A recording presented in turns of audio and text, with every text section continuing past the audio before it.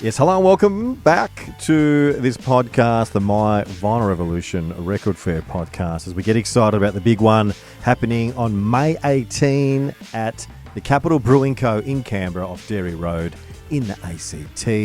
At 11 o'clock it kicks off all the way through to about 4. And Canberra's starting to get a little bit colder now, and the coziness and the warmth is starting to warm in, and perfect time to stock up for our hibernation period at one of the wonderful titles that are going to be on display in the crates for you to go through and have a ball with. And Erica, for the first time, part 3 of this. Part 3. Let's do it. Well, there's so much to talk about, isn't there? I mean, records are endless. There's all sorts of angles that you can look at as far as records and listen to. So, yeah, we could probably do a 10-part one, really, if everyone can keep up with it. We could go all day. And just by the way, we've been speaking about the Virgin Suicide soundtrack that you will have on display for some lucky punter to snag. Of course, fresh from the Record Store Day release, and I was listening to it while we were loading up this next podcast, and wow, Air, what a great band, of course, coming from wonderful previous releases as well. So, of course, made famous by their most popular release, if you will, called, what's it called again? It's called Moon Safari. Moon Safari. Let me stand corrected. Yes, Moon Safari, which I have a copy of, and it's life-changing. It is life-changing. It's a really, really cool album. I went and saw them with Pete at Vivid this year. What is it? No, we haven't had much of this year yet. It must have been later last year. Wow. June, July. They came to Australia? Yeah, they came to Australia, but they did the Vivid live series. So they played that album live. They did Moon Safari in its totality, but they didn't. Yeah, it was really good. But what got me, I mean, I'm not the expert. I'm just an enthusiast on most things musical. But it just blew my mind. They didn't have any female vocalists. And I thought, oh, wow, the Moon Safari for me is all about, the sort of female voices. And then I realized, that they sing through a synthesizer. And so the musicians, I don't even know if there was a female vocalist, but they did a fantastic concert, played that whole album, and I think the keyboardist was the one who was singing the main vocals through a synth, and it sounded just as good. A little bit different, but just as good. That would have been And the light show, it was really good. The light show was beyond. It was like being in, I don't know, some sort of UFO abduction scenario with really super bright lights and a great soundtrack at the same time, so you wouldn't mind getting abducted. It was really that good. You were just welcome for the abduction. I was there. You were all in for the abduction. That's right. And so, hoping that you might have great feelings of non-abduction at the Record Fair coming up on May the 18th. A Capital Brewing. We're not offering that as a service. That's a whole different abduction, if you will. Yeah, it's a music abduction. That's right. It's a musical Sunday Brodburger abduction. Yeah, I love that they have low alcohol beer that actually tastes great.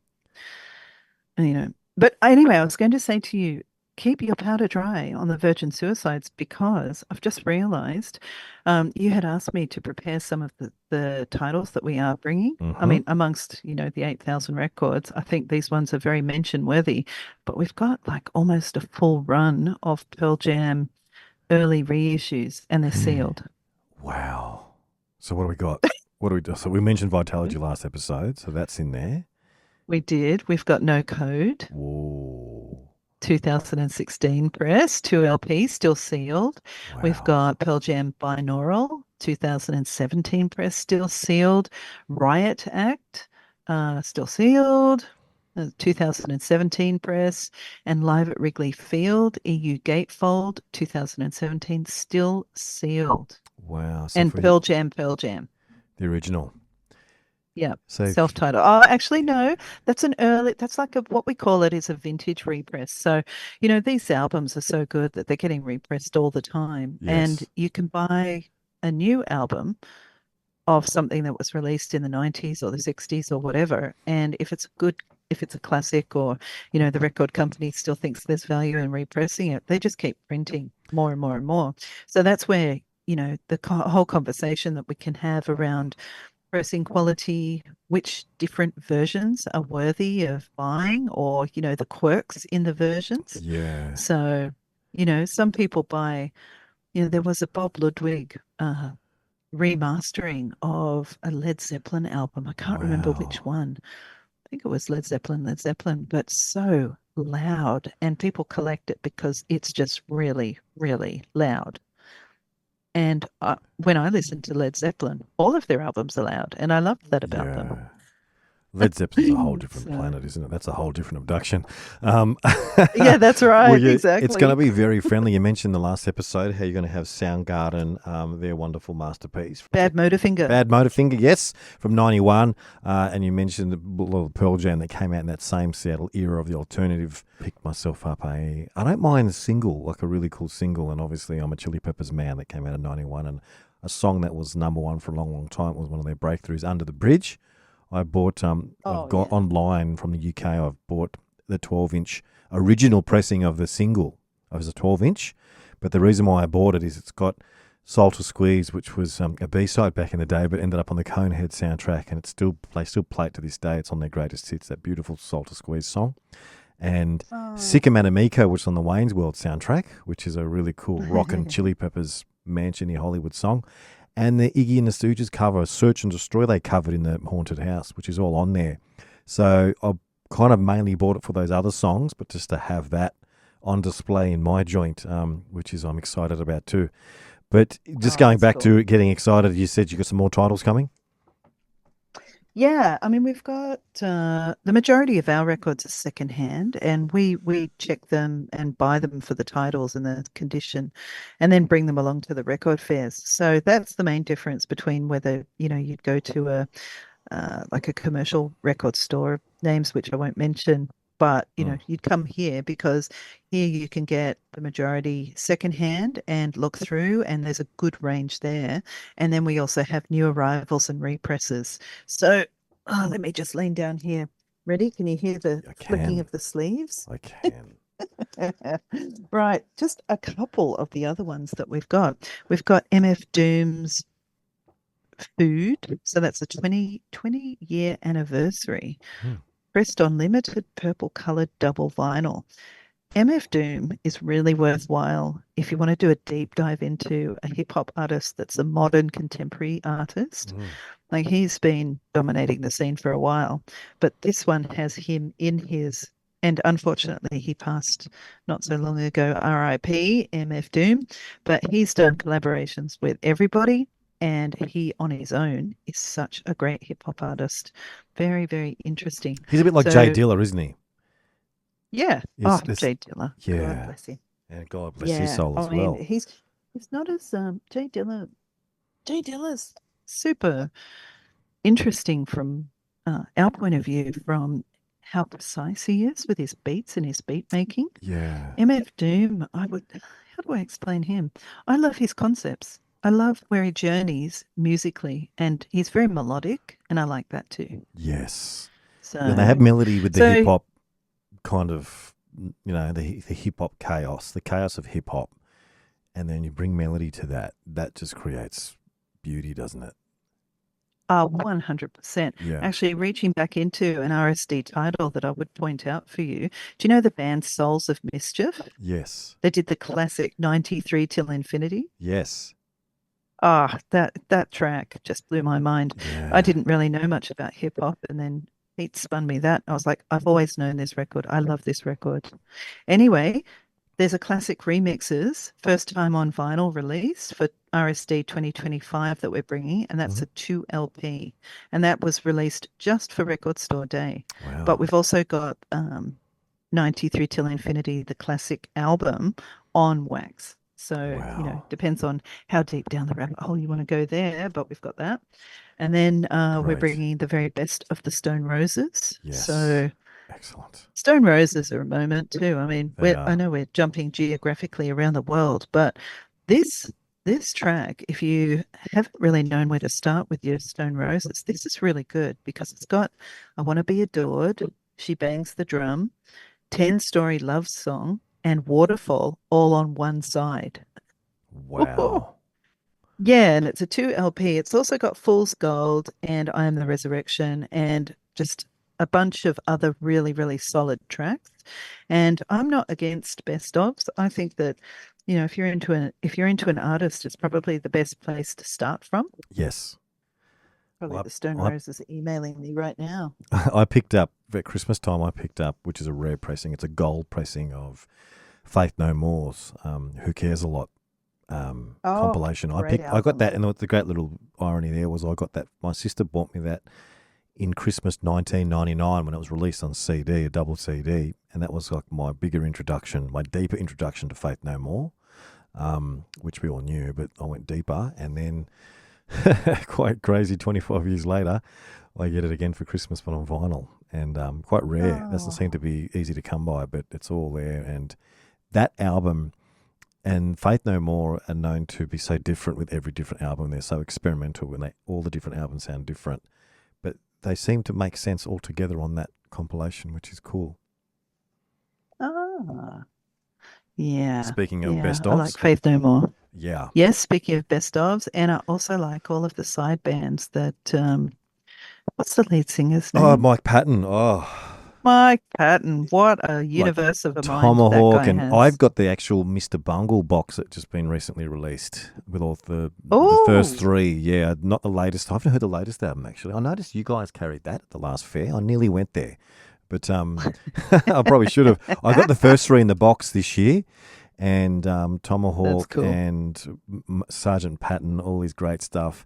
Here's a cool one for you. I saw uh, Faith No More live at Soundwave in 2010, and they were the Oh, how headliners. good. Yeah, Jane's Addiction played that day, and some great bands played that day, and they were the headliners. So they all came out in suits and just rocked it. It was brilliant, a brilliant gig, and that was in 2010 at the old Soundwave. And then 2011, Phantomus opened, and that's obviously another one of Really? uh, Mike Patton's band. So it was just cool to see that the previous festival he closed and headlined, and then a year later he was the first 10 o'clock band playing to, playing to kind of more of a quieter, like, no one's, people are just getting out of bed at 10 o'clock, and they were the first band, and it was pissing down rain. And he had this weird machine that was just all the vocals were coming out of it, and he was like, "Hello and welcome to this nonsense." Just own the stage still, and it's so humbling for him to be a part of this huge band called Faith No More, which closed the headline the year before, and then his little project band Phantomus opened. So That's how they all start. they do, and he's just so humble. Unfortunately, the news at the moment is Faith No More are hanging to get back on the road, and they had to cancel gigs because poor old Mike wasn't well. But he's Oh not. no. He's not. He doesn't want to perform with them. He's just organised a Mr. Bungle tour. So the boys from Faith No More are getting a little bit itchy, so they've been in the headlines lately, or Mike Patton has anyway. But yeah, it's great to hear some of his stuff because he's so talented. That guy. He's done some soundtracks as well, some horror soundtracks as well, where he's done all the screeching that you might find on a horror film, and he's done that himself. Wow. Yeah, vocally.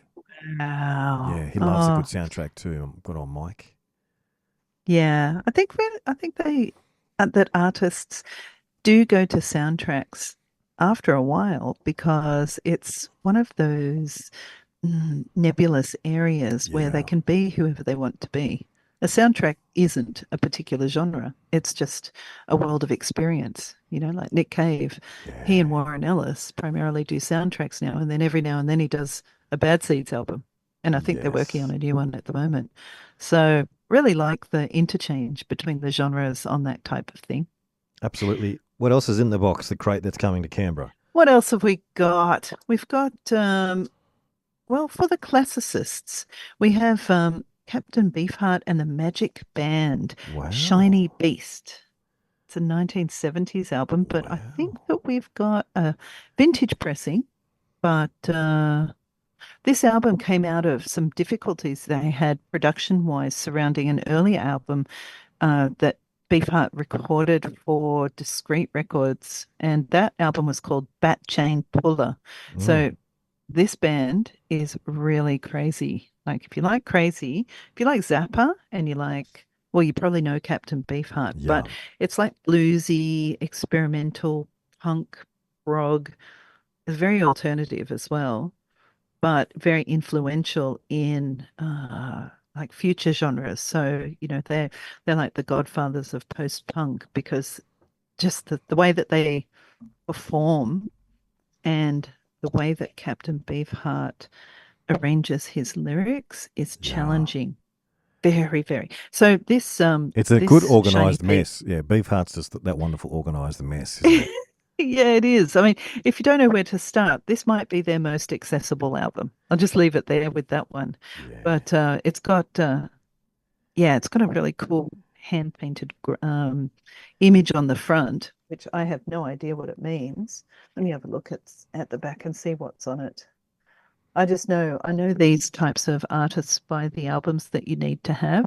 So with Zappa, I would suggest that you have Hot Rats as your first Yeah. investment in, and try Shiny Beast with Captain Beefheart and his magic band because they go all over the place. Like the journey So we've starts in Zappa's titles, you know what I mean? Hot rats. Like got that starts the abduction. The abduction's already started. That's right. That's right. You're already And through then the if we door. lurch across the Atlantic, we've also got what else have we got? We've got a bit of David Sylvian heading your way in Canberra. We've got a copy Mm. of a Japanese copy of Brilliant Trees, which is a super, super good album of him. So David Sylvian sorry, I shouldn't be past tense, but has had the most amazing solo career post his original band, which was Japan. And I love Japan. I think they are one of the most Mm. amazing new wave English artists from the day. But he, Sylvian, has also, he's not rested on his laurels with that kind of synth stuff. He's been involved in world music, folk.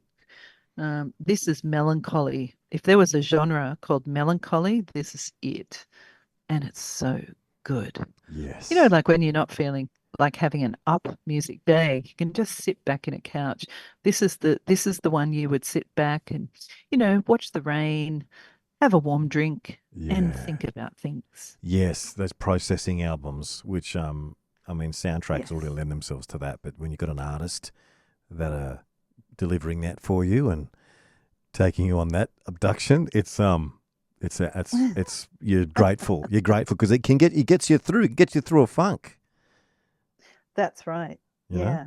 Yeah. And it carries you so gently. it does. This is what I love about his vocal style is just beautiful. I mean, on this band, so it was recorded around 83, 84 in London and produced by David Sylvian and Steve Nye, who used to be in Japan. But on this album, his list of collaborators is like reading the Academy Awards of Music out. It's like, oh, okay, so we've got Holger Suke, so he's from Cannes, Mm. Steve Jansen, Richard Barbieri, Ryuichi Sakamoto, like legend status Yes, yes, musicians all there. Mark Isham, he does a lot of ambient work on Windham Hill, and it just keeps going on. It's just beautiful. So we call this genre, and this is a secondhand album, but it's in absolutely beautiful condition, and it's got an Obi on it. We call this art rock, down tempo synth pop style. wow, So yeah, it's all a good real stuff. niche. Yeah, Yeah, if you like 4AD music, if you're into like this Mortal Coil, this type of music is so specifically British to me of that time. Obviously, you've got so many different genres coming out of that small island, but this is superb. Absolutely amazing. and Yeah. what I love about the My Vinyl Evolution record fair on that happens with you guys, especially at our wonderful friends at the Capra Brewing Co. We've gone down to a little bit of a deeper, kind of softer approach now, haven't we? Because of that wonderful rabbit hole you took us down. And you have all that nice, progressive, experimental, artsy kind of titles that you guys have. But I love it how you have your represses of like your top 30 as well. So you can go and find, I come in because I've got a 6-year-old daughter now who's loving vinyl, and I've just recently bought her. She's having a Spice Girls phase, which is great Oh, of because they're, course. they're babysitting for me now at the moment. So Posh and Ginger and Mel C and Scary, they're all become babysitters. and I've just recently picked up one of their 25th anniversary albums. It's got a second album worth of like B-sides and stuff. And you spoke about vinyl candy, and she got Rosé, the Rosé album for Christmas, and that's got little photographs in there too, collectible photographs in there too, which she got excited about. But my point is, you go to your record fair, the My Vinyl Revolution record fair, and you can find some deep, rare stuff like that from the 70s and 80s. But then you can go and grab one for the kids or for a birthday present of, the more kind of like more mainstream stuff that you have as well. You've got a great selection of mainstream stuff too that coexist with these deeper, rarer finds. It's really well balanced. Well, that's because, thank you. Yeah, we're not judgy about whatever anybody is into vinyl-wise, and we're enthusiastic about vinyl full stop.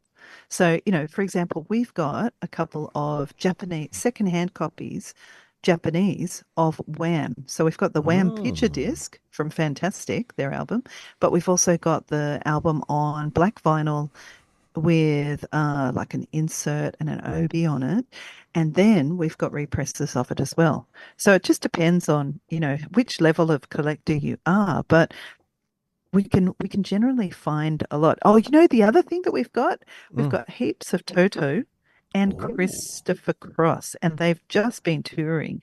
So I think everybody at that record fair will be either having the headache of knowing all the lyrics to Africa, Yes. or sailing, because that's in one of those commercial ads that's being flogged at the moment. Yeah. But I don't actually mind commercial music like I that. love it. I mean, It's all earworms. music. It's all music, and all music. It's just all different abductions. It's all different levels. It's all different creative expressions, and one's been flogged by, for business purposes, but it's still music at the end of the day. And a lot of the it's sharing. And a lot of the earlier stuff that we speak of, that some of those titles I just rattled off, have all come where music was still in a pure place.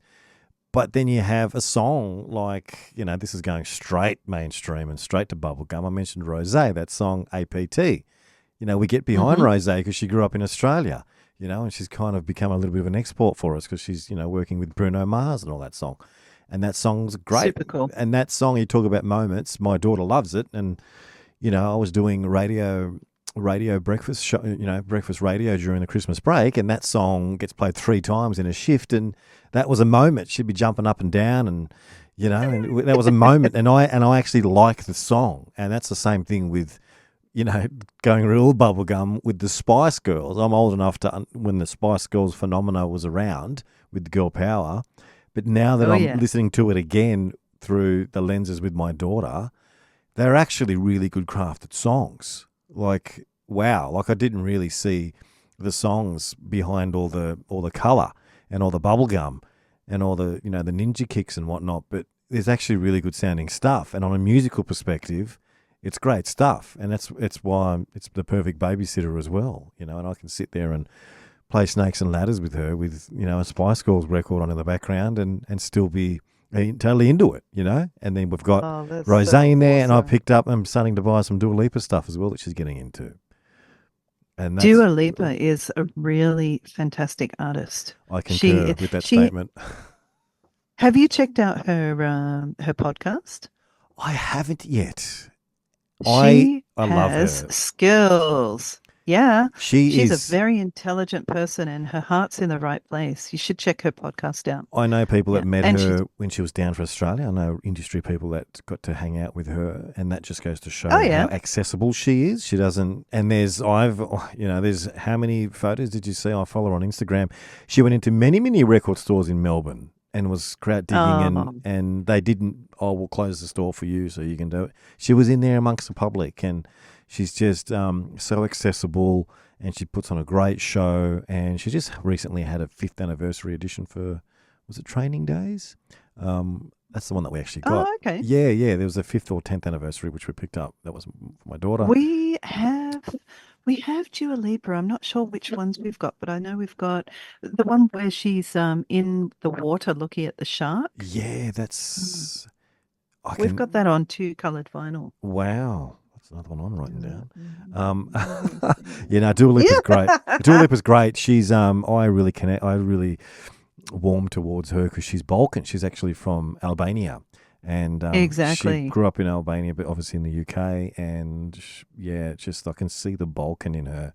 And for Davina's birthday a few years ago, I bought her the Barbie soundtrack, this limited edition pink dropping or pressing, and it's got the Dua Lipa Dance the Night Away track on there too, which is a great track. Great track.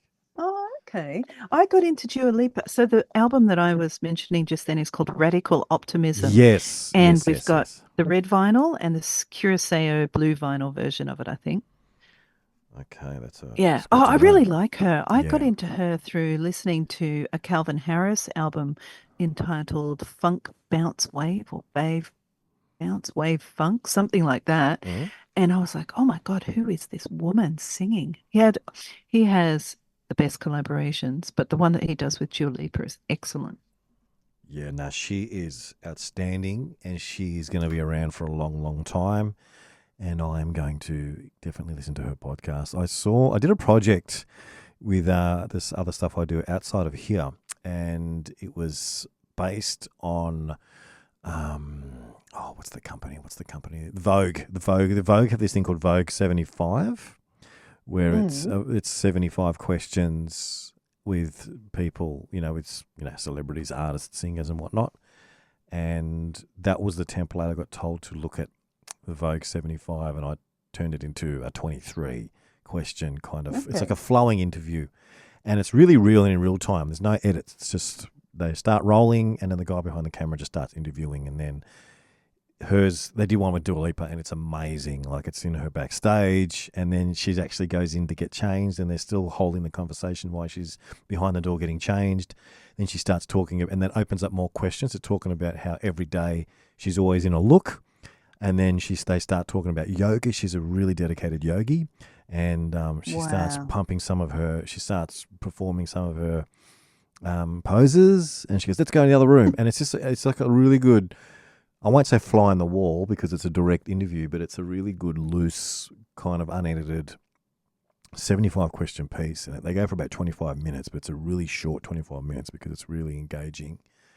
And that is great. The Adele one's even nice as well, but the Dua Lipa one's a standout. So go and check that one out. Vogue 75. Oh, that Look at us. sounds awesome. I will. Look at us plugging other things. But we're about to run out of time. We've got to 30 minutes again, Erica. For episode we do 3. We've created an abduction. We've created a Zoom abduction. That's right. We've abducted ourselves. And you've got to come with us. We have, and you're going to come with us, and you can come meet us at the My Vinyl Revolution Record Fair happening on May the 18th. It's a Sunday, 11 o'clock till around 4. You've got 5 hours to just get stuck into those crates. Erica, it's been a wonderful abduction, these last 3 episodes. I can't wait for the fair. Thank you so much for your time. It's been so fun chatting about records and also about the record fair. So, yeah, we'll be there. We'll see you there.